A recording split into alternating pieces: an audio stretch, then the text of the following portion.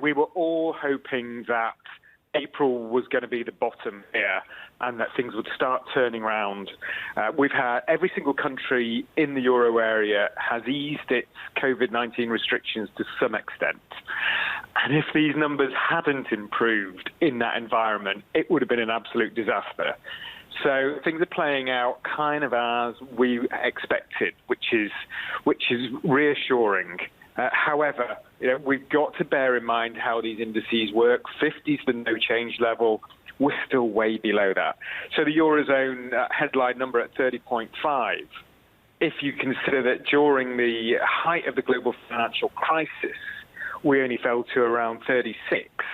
That was February 2009. We're still well below anything we saw during the financial crisis in terms of month-on-month deterioration. So it's easing, but as you rightly say, it's still very severe.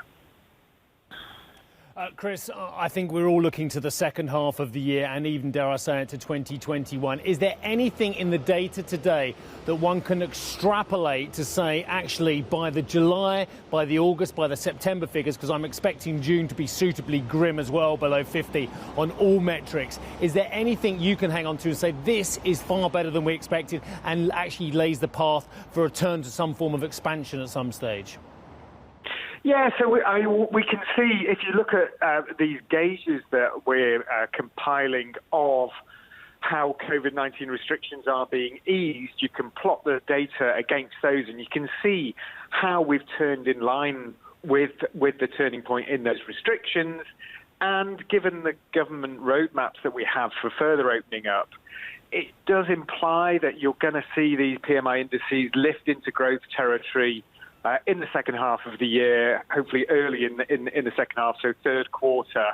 So current trajectories are, you'll see some recovery starting in the second half of the year. However, even on current guidance, some of these restrictions are going to stay for a long time. So a lot of these indices hit about 80% in terms of tightness of restrictions in April, but even by the end of the year, they're still at like 20%. So there's still about a quarter of the restrictions going to be still in place. And the obvious ones are things like the number of people allowed on airplanes, number of people allowed in bars, restaurants.